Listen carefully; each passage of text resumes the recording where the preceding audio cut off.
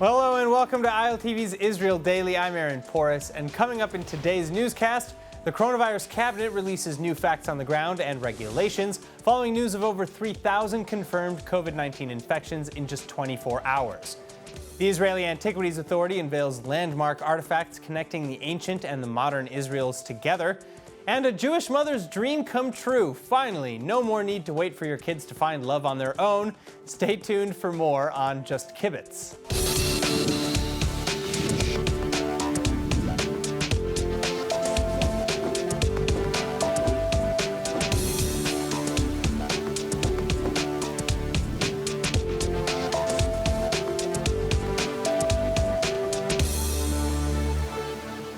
It seems a return to lockdowns across the country is practically unavoidable now.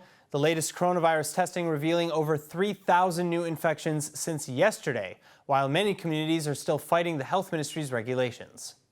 Coronavirus czar and professor Roni Gamzu's now famous traffic light plan is not even in full force yet, but already the levels of cooperation from the public is failing us. 3,150 COVID-19 cases have been confirmed in Israel since Wednesday, the largest and most alarming 24-hour spike in the country since the pandemic began, and it represents a nearly 10% infection rate. And this bringing the total number of infected Israelis to upwards of 123,000, active cases at nearly 24,000, severe cases at 426, and the death toll rising to 976. Victims of the virus ranging in age between 19 and 102. Yet this is only the beginning as well. Health experts now warning ministers at today's COVID cabinet meeting to expect a dramatic increase in seriously ill patients within 2 weeks, primarily from the ultra-Orthodox and Arab Israeli sectors, where most of the new infections have been erupting. Many in these communities ignoring Israeli health ministry regulations outright, with ultra-Orthodox Rabbi Chaim Kanevsky, for one, even going so far as to order yeshiva students to avoid testing, as a positive test could lead back to the religious seminaries and shut them down. Gamzu, for his part, then, is condemning these flagrant violations, including the opening of schools in so-called red communities, where infection rates are particularly high, despite orders to close. Students across the nation have also reportedly been throwing various parties to ring in the new school year, in violation of both distancing and mask-wearing regulations. So that's why the coronavirus cabinet, under Gamzu's suggestion, is reportedly going on to extend red city labels to another 8 cities and towns, bringing the total in Israel to 31 and counting. Serious closures and nationwide lockdowns ahead of the coming holidays being likely. Now, as if coronavirus wasn't bad enough, mosquitoes carrying the deadly West Nile virus have also now been identified in the Gush Dan region. The Ministries of Health and Environmental Protection are advising residents of Tel Aviv and neighboring Ramat Gan to pay very close attention and undergo pest control measures where necessary. But this means that the virus is officially nationwide. Diseased insects having already been found in the northern Kishon Stream and Mount Gilboa regions, as well as in the southern areas around the Arava Desert and Golfit. The West Nile virus, which transmits both to animals and humans, has no vaccine and in most cases causes mild flu-like symptoms which disappear on their own. But several Israelis have been killed by the virus in the past, and several dozen were confirmed infected in Israel last year. So make sure to take steps to reduce the chances for mosquito bites as much as possible. Install window screens, fans, insect traps, etc. Wear longer clothing and or bug repellent overnight when mosquitoes are most active, and keep in touch with your doctor, especially if you're already suffering from coronavirus. Now, big news now in Israeli politics. The oppositional Yesh Atid party under chairman and former blue and white number 2 Yair Lapid is showing some cracks. Party number 2, MK Ofer Shelach, is now announcing that he will be fighting Lapid for control of the party in a round of primary elections. The only problem is that party primaries haven't been held by Yesh Atid since it was founded by Yair Lapid in 2012. Still, primaries have been promised and moved twice in the last few years. Shelach then is saying that it's time to make good on those promises. As another Yesh Atid founder with a reputation as the party's token ideologue, Shelach has grown increasingly upset with key decisions made by his longtime friend and boss Yair Lapid. So with the possibility of national elections still looming overhead, Shelach is explaining that the party is in urgent need to renew its face as a viable alternative to Prime Minister Netanyahu's Likud, adding that a show of democracy through primaries is the way to accomplish that goal. So what does the future hold for the Yesh Atid party? Joining us to discuss is former Yesh Atid party Knesset member and senior manager of community outreach from Honest Reporting, Rabbi Dov Lipman. Rabbi, thank you so much for being with us.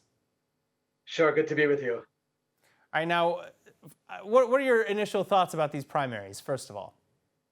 This whole concept, this whole story is nothing short of an earthquake in Israeli politics. Yesh Atid has been building itself as the alternative, rising in the polls, and Ofer has been, since yesterday, pounding away at Yair Lapid and the lack of primaries, and really breaking apart the party in a significant way. I do not think he will be successful in his demand for a primary.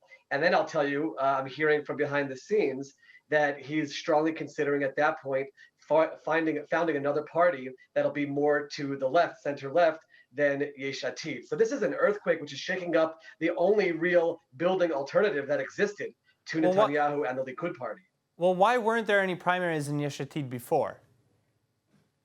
Yair always explained, and there's some truth to what he was saying, and that is that when you're building a new party, you have to build a large membership base, get on a certain path. You don't want to open up primaries and then all of a sudden people come in and take over the party and take it in another direction. He also talked about the fact that having primaries enabled him to choose quality people to serve as members of Knesset, and he certainly succeeded in doing that. But I can definitely tell you there was also growing frustration amongst members of Knesset who want to have the opportunity through their own supporters to advance themselves and not be completely dependent on Yair to decide their placement or even possibly lack of placement on the list. So for a number of years, there's certainly been quiet grumbling about that. Ofer, who is definitely the second strongest personality in the party, is now taking that grumbling and saying, I want to give all the members of Knesset that opportunity. And not only that, he's saying, I want to open up to anybody from the outside who wants to run, even for chairman.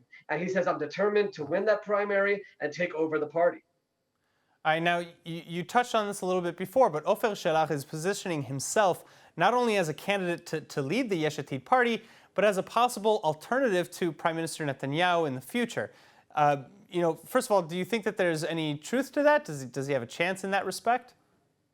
It's interesting. Ofer's been explaining on all the news outlets that whereas Yair Lapid has openly said that he would not form a government together with the joint list of the Arab parties, and we already know that the ultra-Orthodox parties have said they will never sit in a government together with Yair Lapid, Ofer, and I've seen this behind the scenes in the Knesset, is able to work with everyone. He's been very involved in all the wheeling and dealing in the coalition and the opposition, and he says, if I'm the head of this bloc, I'll be able to form a government after the next elections take place. And therefore, on a certain level, he's arguing to the center-left bloc, whereas Yair Lapid is boxed in, and there's no way numbers-wise he could ever form a coalition. I'm a person who has the ability to work with all sides and bring everyone together and be that person. So he's openly talking about already essentially campaigning for why he's the right person for this job, and why Yair Lapid has done a wonderful job, established a party, did good things, but has basically reached the ceiling in terms of where he can go in leading the party to be an alternative and to actually rule the country.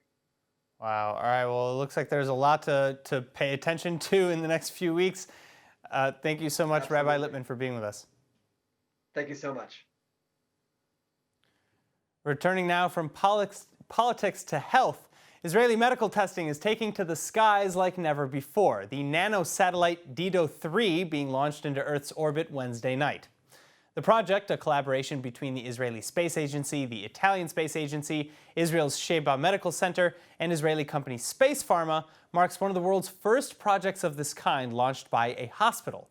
And it's focusing attention on research and development in microgravity, specifically looking for ways to fight the growing threat of drug-resistant bacteria, which according to the UN is expected to claim the lives of at least 10 million people by 2050.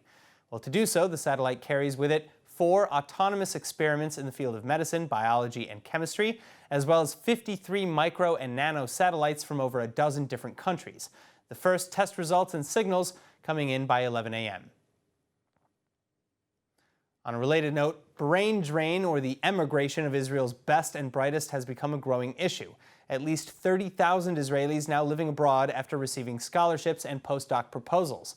The Science Abroad organization has been working to reverse this trend, though, and they think that actually the coronavirus crisis may even be a catalyst. Joining us then to tell us all about their program is Michal Ramot, a senior scientist at the Weizmann Institute of Science who returned to Israel with the help of Science Abroad, and Dr. Dorit Farfara, a senior postdoc fellow at the Technion Institute and a senior member of the Science Abroad community. Thank you both so much for being with us. Now, Dorit, I'm actually going to start with you. When did your community start, and how did you understand that Israelis abroad need support and assistance to return to Israel? Okay, so first, thank you for having me to talk about Science Abroad. Science Abroad is, first of all, a nonprofit organization. It was established at the beginning of 2006. Basically by 3 postdocs that came with this idea of creating a platform for Israelis that go abroad and do their postdoc academic professional skills. And so they could have this platform, this Israeli platform, to ask questions, to consult with one another, to even do holidays together, things that is very important to Israeli population. So especially if you go with family and you have this very important, you want to keep the heritage and so on. Sure. So that's when Science Abroad evolved, and then at first it was Bio Abroad, and then we switched the name to Science Abroad because it's not just biology; it's all kinds of science. Well, I want to cut to Michal, to touch on some of the things that you've said. Michal, you spent 6 years as a researcher in Maryland. Yes. What brought you back to Israel? Well, first off, it was the academic position at Weizmann. So receiving an offer from Weizmann is something that's very hard to turn down. Sure. So it was the professional opportunity was irresistible, and I think having Science Abroad while we were in Maryland, and we being able to keep in touch with the Israeli community there and with the universities in Israel was very helpful in getting to the position where I could get a job offer from Weizmann and then come back. So it was. So it was a right time, right place sort of thing. Yeah. Well, that's a pretty good reason. I think that's how a lot of people maybe find themselves coming here. Yeah. Dorit, coming back to you though, you also actually returned to Israel about a year ago after many years in the United States. Was it always clear to both of you that you would return? So I could say for myself, we were 5 years in the Rockefeller University in New York. And we knew before we set to Rockefeller, we had talked, me and my husband, and said we want to come back. We don't want to raise our kids there. We want to raise our kids in Israel. And 5 years, the J1 visa is the maximum time you can spend with the J1 visa is 5 years. So we said 5 years. That's the maximum limit. We intend to be in the States, and so that's what happened. What about you? So I think it was always a dilemma. When we left, we were planning to come back, but we always knew that there was the option of not coming back. So I was pretty set on the academic track, so I knew I wanted to stay in academia, and I would probably stay where the options were best. But there was always a bias towards coming back to Israel. So I did prefer to come back to Israel, but it would depend also on what the options were, both in Israel and abroad. All right, well, I know that there are probably many challenges to making a move really anywhere internationally. Of course, coming back to Israel, a lot of challenges with that. But it sounds like Science Abroad is doing some incredible work. Thank you both so much for coming in and telling us about it. Thank you. All right, now from the new back to the old, the Israeli Antiquities Authority is unveiling today a massive find in Jerusalem's Armon HaNatziv, or Commissioner's Palace Promenade. Looking into the past now 2,700 years, Israeli Antiquities Authorities are in the holy capital of Jerusalem, digging up the remains of what they believe to be a large royal estate. And the artifacts are in rare and incredibly preserved condition. This is the time between the Assyrian assault on Jerusalem and the time of the Babylonian conquest. In the course of the excavation, our greatest surprise was when I heard a The digging vessels scraped on a large stone, and when we brushed it clean, it was the most beautiful decoration I believe ever found of the capitals decorated in that manner from the First Temple period. And we had a great surprise when, after removing that ornamented capital, we found a second one immediately underneath it. Oh, הנה עוד אחד. מה? עוד אחד. עוד אחד. זה מבצע אחד פלוס אחד. But wait, there's more. The soft limestone capitals being just some of many awesome ornaments found. The experts say that they are the most beautiful in their composition, in their execution of masonry and design. We're very lucky to have them preserved in this manner. We have mini capitals decorating a window, a base of a beautifully ornamented pillar. On top of it, we can put this decorative capital. The sill was on top of that. I would call that late Iron Age Windows operating system. Culture Minister Hili Troper and excavation lead Yaakov Bilig explaining how these capitals reflect the revival of the Holy City after the Assyrian siege in 701 BCE, comprising of villas and mansions and government buildings built upon the hilltop. And this while also touching on the roots of the Jewish people by connecting the old to the new in brilliant fashion. And it's not by chance that on the 5-shekel coin, we have the impression of the capital just as found in these excavations. Something unique from the kingdom of Judea 2,700 years ago, imprinted on a modern coin in the modern state of Israel.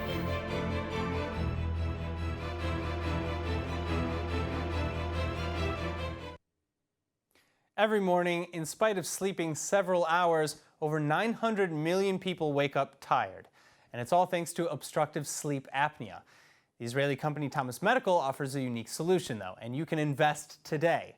Coming to us via Smart Funding, an Israeli company specializing in business development and fundraising in Israeli ventures, please welcome Avi Lior, CEO of Thomas Medical. Now, Avi, thank you so much for being with us. My pleasure. All right, now I understand that there are, of course, other devices, CPAP machines, things like that, on the market for sleep apnea, but maybe they're cumbersome or complex or obstructive. How does your device work? Our device work completely different. Both devices need to keep the upper airway open and the CPAP blow air, continuous positive air pressure, that's CPAP. And our device keeps the airway open with a stent that is put in only after the patient is asleep and apnea event have started. And that's the whole idea. That's the difference.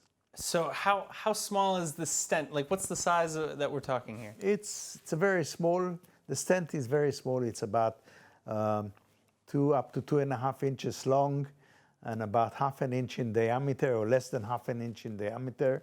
Now that sounds small when we're talking just, something in your hand, but where exactly is this going? It goes from here, and it goes, let's say, about 2 or a maximum 2.5 inches in. And that's like a permanent thing, or you just take it in and out? You put a dental plate on the upper teeth before you go to sleep. There is a cable from the dental plate going to a small box on your chest or your arm or your head, wherever the patient prefers. And the stent, which is made from 19-ol, is put in the cable.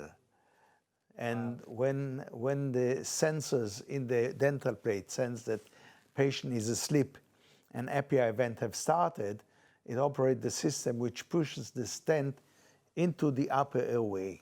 Wow. And when it gets in, it gets it looks like a spring. And I feel like I would wake up from something. It doesn't interfere with the sleeper. No, we already did the clinical study for the proof of concept, and no patient complained about the stent.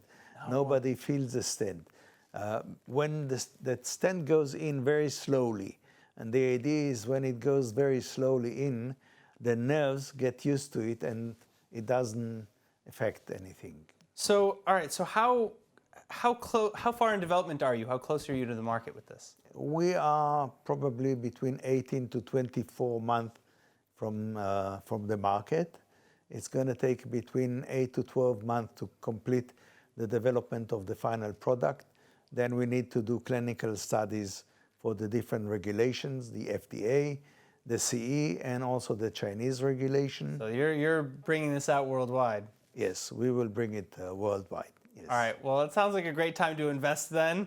Yes. It's the best time, really. And for those who want to learn more about therapnea, please visit smartfunding.co.il/en for the English version. Yes. Avi, thank you so much for being with us. Thank you very much. All right. Are your kids having trouble finding the one? Well, a new dating app takes us back to the good old days of letting your parents handle it. Nittany Manson has the story. Do you want grandchildren, but your kids are taking their sweet time? Well, a new dating app is here for you. It's called Just Kibbitz, and it's made especially for Jewish mothers. That's right, no need to wait for your kids to set up their own, let's face it, doomed to fail dates. Now you can take control and set them up yourself. The site was created by Jeffrey Kaplan because, as he said in an interview with the Atlanta Jewish Times, he has a single brother, and if he can't find him a nice Jewish girl to date, their mom is just gonna plots. And he sure milks this Jewish mother humor. He goes on to say that other dating sites are using AI technology and algorithms to find their matches. But that's mashugana. This site is powered by maternal intelligence, which, as we all know, is far more accurate and active than any AI. The site also emphasizes a no-pressure policy for the datees. Mom can prepay for the date, so all they have to do is show up. Now for the bad news. If this sounds like exactly what you've been looking for, don't get too excited just yet. The site hasn't gone live, but it's coming soon, and in the meantime, it is open for pre-signups. A warning from Kaplan, though, be careful. This may lead to adorable grandchildren. All right, walking around the streets of pretty much any city in Israel, you'll come across stray cats, and a lot of them. But sometimes a restaurant or a business will unofficially take ownership of their regulars. And the Israeli parliament is apparently no different. Now, there have always been stray cats wandering around the Knesset grounds, but lately they've taken to actually entering the building, and this has raised an eye or two as well as a couple of complaints. So Knesset Director Sami Baklash reached out to Environmental Chief Tamar Bar-On for help. And rather than shooing them off, they've since set up a feline dining area and brought in local vets to spay and neuter them, as well as to take care of any other medical needs that may arise. As for why, well, according to Baklash, these cats are an important link in the ecological balance of the facility and must be cared for. Now let's take a look at the weather forecast. Tonight you can expect clear skies and a hot minimum temperature of 82 Fahrenheit or 28 Celsius. Then get ready for the heat wave because temperatures are set to spike over the weekend with sunny, clear skies overhead and highs averaging 105 Fahrenheit or 41 degrees Celsius. And now, of course, before we go, let's take a look at what's going viral in Israel.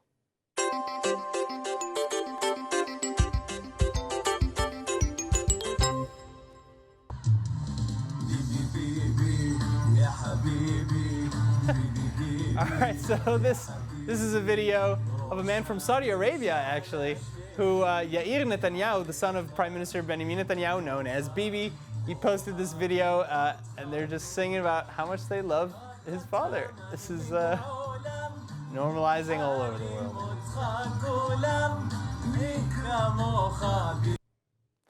All right, that's it for today's news. Today's exchange rate is 3.37 shekels to the American dollar. For more news from ILTV, please like ILTV on Facebook, follow us on Instagram, and subscribe to our YouTube and Roku TV pages.